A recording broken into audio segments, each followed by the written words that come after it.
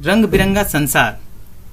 तो दोस्तों सबसे पहले जो हम बात करते हैं हम अपनी चारों तरफ के संसार की, तो हम अपनी आँखों के द्वारा विभिन्न प्रकार की वस्तुएं देखते हैं, जिसमें कुछ रंगीन होती हैं और कुछ बिना रंग के यानी ब्लैक एंड वाइट।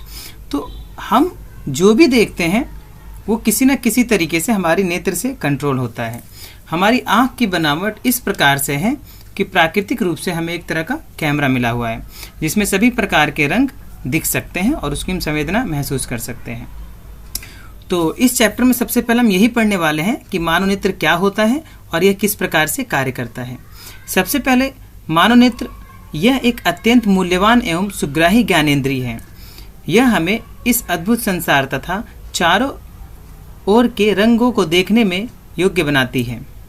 यह नेत्र गोलक में स्थित होते हैं और नेत्र गोलक का व्यास लगभग 2.3 सेंटीमीटर का होता है। हमारी जो आँख का गोला है, ये जो आप यहाँ पे देख रहे हैं, यहाँ से लेकर यहाँ तक वो लगभग 2.3 सेंटीमीटर डायमीटर यानी उसका व्यास होता है। दोस्तों मानव नेत्र में सबसे पहले मैं आपको इसकी फिगर दिखाता हूँ ताकि आप अच्छी तरह समझ पाएँ। यहाँ पर अगर आप देखेंगे, थोड़ा बड़ा कर देता हूँ ताकि आपको बेहतर तरीके से समझा पाऊँ मैं। यहाँ पर अगर आप देखेंगे तो सबसे पहले एक लेंस है, ये इस लेंस को हम बोलते हैं क्रिस्टलीय लेंस, और इसकी जो प्रकृति है वो होती है उत्तल लेंस की तरह। इसे याद कर लें, उत्तल लेंस। तो उत्तल लेंस की तरह इसकी प्रकृति होती है और इसे क्रिस्टलीय लेंस कहते हैं, क्योंकि मानव ये नेचुरल है, यानी ये किसी शीशे का नहीं है, ये हमारे आँखों में खुद जो है मांसपेशियों से ही बना है। मानव नेत्र के मुख्य रूप से ये जो सबसे पहला भाग है वो है श्वेत मंडल। उसके बाद श्वेत मंडल के बाद यहाँ पर एक तरह का द्रव भरा होता है, ठीक है, यानी लिक्विड भरा होता है, जिसे हम नेत्रोद कहते हैं। और उसके बाद ये जो स्थान है, यानी ये जो खाली स्थान है, इसको हम पुतली कहते हैं। यहाँ पे थोड़ा सा गलत छप गया है, पुलती लिख दिया है, यहाँ पर इसे हम पुतली कहते हैं। ये जो खाली स्थान है जो मैं आपको दिखा रहा हूँ, ये जो खाली जगह है दोनों छोरों के बीच में, इसे हम बोलते हैं पुतली। और परितारिका लिखा है यहाँ पे। तो दोस्तों ये जो रेड से निकले भाग हैं, ये वाले भाग और ये वाले भाग, इन्हें हम कहते हैं परितारिका, जो कि देखो आप देखेंगे कि लेंस को ढक रखा है इन्होंने। ये मुख्य रूप से क्या कार्य करते हैं, 1 बाय 1 हम पढ़ेंगे। पहले मैं आपको पार्ट्स के भाग समझा रहा हूँ, भागों के नाम समझा रहा हूँ। तो परितारिका, ये जो खाली जगह है इसको बोलते हैं पुतली। इसका स्थान बड़ा भी होता है, छोटा भी होता है। और ये है स्वच्छ मंडल, इसको इंग्लिश में कॉर्निया कहते हैं। और इसके बाद ये स्थान जो कि जिसमें एक तरह का द्रव भरा हुआ है, लिक्विड भरा हुआ है, जिससे कि आँख को गोल आकृति बने रहने में मदद मिलती है। अगर ये द्रव ना हो तो आँख के ये जो परतें हैं चिपक जाएंगे आपस में। तो इसलिए जो द्रव है वो इसको मैकेनिकल शॉक से भी बचाता है और उसके साथ ही इसको अपनी आकृति बनाए रखने में मदद करता है। उसके बाद हम बात करते हैं ये पीछे की तरफ, ये जो आप देख रहे हैं दृष्टि पटल इसे कहा गया है, इसको इंग्लिश में रेटिना कहते हैं। ये दृष्टि पटल बना होता है 2 प्रकार की कोशिकाओं से, ठीक है। तो इसको हम जब एक एक करके पढ़ेंगे तब मैं आपको विस्तार से बताता हूँ। तो आशा करता हूँ ये है दृक्तंत्र, आपको ये सब समझ में आ गया होगा, पार्ट्स के नाम समझ में आ गए होंगे। यहाँ पर एक तरह की मांसपेशियाँ हैं, ये देख लीजिए आप, इसे हम बोलते हैं पक्षमाभि पेशियाँ। ये और ये जब कभी भी आँखों की दोनों तरफ से धूल साफ करते हैं, लाल लाल जो भाग होता है वो पक्षमाभि पेशियाँ होती हैं। तो आइए अब एक एक करके इनको पढ़ते हैं और इनके बारे में समझते हैं, अधिक जानकारी प्राप्त करते हैं। तो सबसे पहले बात करते हैं श्वेत मंडल यानी कॉर्निया की। जैसे कि मैंने आपको बताया कि सबसे आगे वाले भाग में होता है। तो यह नेत्र के अग्रभाग पर एक पारदर्शी झिल्ली है। नेत्र में प्रवेश करने वाली प्रकाश किरणों का अधिकांश अपवर्तन कॉर्निया के बाहरी पृष्ठ पर होता है। उसके बाद बात करते हैं लेंस की। तो यह एक उत्तल लेंस है जो प्रकाश को रेटिना पर अभिसरित करता है। यह एक रेशेदार जहलीवित पदार्थ का बना होता है। लेंस केवल विभिन्न दूरियों पर रखी वस्तुओं को रेटिना पर फोकसित करने के लिए आवश्यक फोकस दूरी में सक्षम है। अब हम बात करते हैं परितारिका की। कॉर्निया के पीछे एक गहरा पेशीय डायफ्राम होता है जो पुतली के आकार को नियंत्रित करता है, ठीक है। आइए मैं आपको ये दिखा देता हूँ। यहाँ पे ये देखिए, ये वाला जो भाग है मैंने आपको बोला था ये परितारिका है। ये तो परितारिका कॉर्निया के पीछे गहरा एक पेशीय डायफ्राम होता है। देखिए ये मांसपेशियों का बना होता है तो इसलिए पेशीय कहते हैं। पुतली के आकार को नियंत्रित करता है ये, जैसे कि मैंने बताया आपको कि ये इस खाली स्थान को नियंत्रित करेगा। और फिर पुतली की बात करते हैं जिसको इंग्लिश में प्यूपिल कहते हैं। तो पुतली आंख में प्रवेश करने वाले प्रकाश की मात्रा को नियंत्रित करती है। दोस्तों क्या होता है कि जब हम अधिक प्रकाश में जाते हैं, जैसे हम खूब चमकती हुई धूप में बाहर की और अगर हम घर से बाहर निकलें तो हमारी आंखें धीरे धीरे दर्द करने लग जाती हैं। थोड़ी देर के लिए हम आंखों को धीरे धीरे मतलब बंद करते हैं, सिकुड़ते हैं। क्यों? क्योंकि जब हम अधिक प्रकाश में जाते हैं तो ये जो खाली स्थान है अंधेरे में ये बड़ा रहता है, ठीक है, तो ये सिकुड़ जाता है, ये प्रतिकारिता और बढ़ जाती है और पुतली का आकार कम हो जाता है। क्योंकि उजाले में बहुत अधिक प्रकाश होता है सूर्य के प्रकाश में, तो कम आए ताकि हमारी ये जो कोशिकाएं हैं दृष्टि पटल पर उसको नुकसान ना पहुंचे, यहाँ पर ये छोटा हो जाता है। ठीक उसी प्रकार से जब आप धूप से छाए में आते हैं, छाए कमरे में आते हैं, अंधेरे कमरे में आते हैं, तो आपको 1-2 मिनट के लिए दिखना बंद हो जाता है। ऐसा क्यों है? क्योंकि उस समय ये पुतली का आकार बहुत छोटा होता है और 1 से 2 मिनट लगते हैं उसको अपने ओरिजिनल साइज, यानी क्योंकि जब आप अंधेरे में आते हैं तो वहाँ पर प्रकाश बहुत कम होता है बाहर की अपेक्षा, तो पुतली के आकार को बढ़ने में यानी मांसपेशियों को, इन डायफ्राम को पीछे होने में थोड़ा समय लगता है 1 से 2 मिनट का, और उसके बाद आप साफ देख पाते हैं।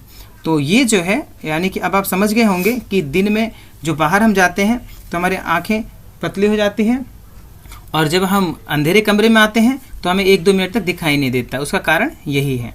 अब बात कर लेते हैं रेटिना की, कि रेटिना क्या होता है। तो यह एक कोमल सूक्ष्म झिल्ली है जिसमें प्रकाश सुग्राही कोशिकाओं अधिक संख्या में पाई जाती है।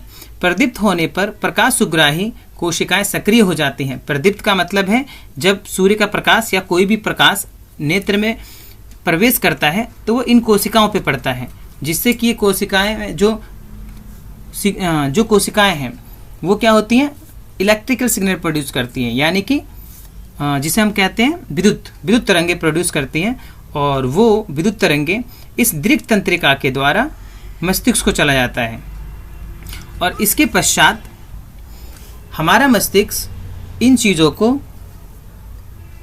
परिभाषित करके, व्याख्या करके इसकी हमें बताता है, समझ में आ जाता है सब कुछ। तो मस्तिष्क इन सिग्नलों को व्याख्या करता है और हम वस्तुओं को देख पाते हैं कि कौन सी वस्तु है। तो ये तो था मानव नेत्र और इनके जो विभिन्न अंग हैं उनके कार्यों का स्पष्ट विवरण।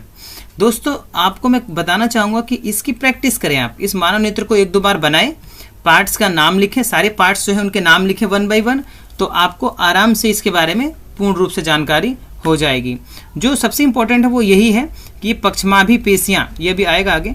तो ये जो मैंने पुतली और परितारिका बताया है इसे आप जरूर नोट कर ले, क्योंकि पेपर में आता रहता है, ठीक है। और ये भी एक इम्पोर्टेंट चीज़ है, यहाँ पे डायफ्राम, ये जो है मांसपेशियाँ जिसे हम पक्षमाभी पेशियाँ कहते हैं, ये बहुत इंपॉर्टेंट है। आगे हम अभी पढ़ेंगे इसके बारे में, ठीक है। अभी चलते हैं तो अगले टॉपिक की तरफ। दूर बिंदु, फॉर पॉइंट, वह दूरतम बिंदु जिस तक कोई नेत्र वस्तु को स्पष्ट देख सकता है, नेत्र का दूर बिंदु कहलाता है। सामान्य नेत्र के लिए अनंत दूरी पर होता है। मतलब ये कि बहुत दूर तक हम देख सकते हैं, 1 किलोमीटर 2 किलोमीटर, अगर कोई टावर है 10 किलोमीटर दूर भी, उस पर रेड लाइट लगी हुई है तो हम उसको देख पाते हैं स्पष्ट रूप से। तो इसलिए इसका दूर बिंदु हमारे नेत्र का अनंत तक है।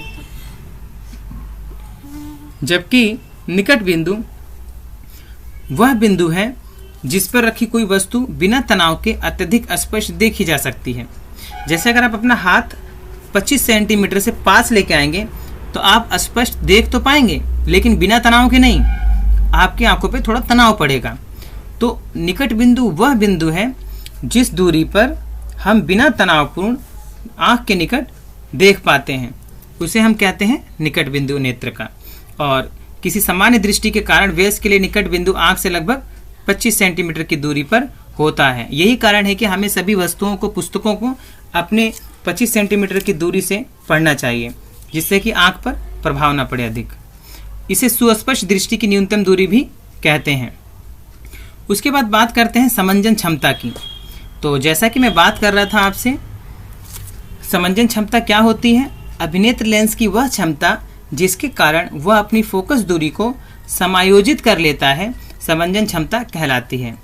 ठीक है, अब मैं आपको समझा दूं कि समायोजित का क्या मतलब है। आप एक ही लेंस से, यानी कि आंख में जो लेंस लगा है उसी लेंस से दोनों दूरियां देखते हो, पास की भी और दूर की भी, तो उसकी फोकस दूरी को एडजस्ट तो करना पड़ता होगा ना। तो प्राकृतिक रूप से वो एडजस्ट होती है, और कैसे एडजस्ट होती है वो हम अभी नीचे पढ़ेंगे। तो समंजन क्षमता वही है कि नेत्र की फोकस दूरी को अधिक दूरी पर देखने के लिए समायोजित करना और पास देखने के लिए समायोजित करना ही समंजन क्षमता कहलाती है। तो आइए अब इसको विस्तार से समझ लेते हैं कि पास की कैसे देखी जाती है और दूर की कैसे देखी जाती है। देखिए, मैंने आपसे बात की थी कि पक्षमाभी पेशियों का बहुत बड़ा रोल है।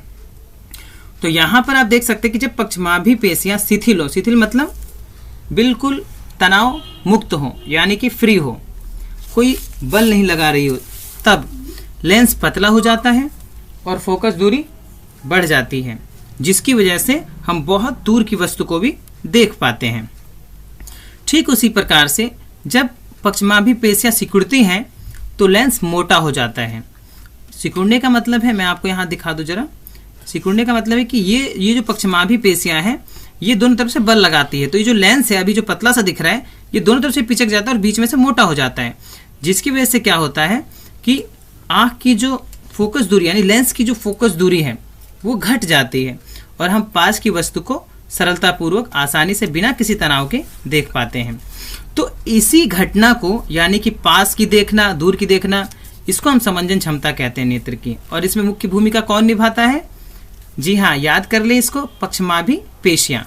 पक्षमाभी पेशियों का बहुत बड़ा रोल है हमारी, ठीक है। बुढ़ापे में यही होता है कि ना तो दूर की दिखती है ना पास की दिखती है वस्तुएं, क्योंकि पक्षमाभी पेशियाँ बुढ़ापे में मांसपेशियाँ शिथिल हो जाती है हमेशा के लिए, यानी कि दिखती वो काम ही नहीं करती, सिकुड़ती नहीं है, बल नहीं लगाती है, ठीक है। 80-85 साल के जब लोग हो जाते हैं तो ये काम करना बंद कर देती हैं।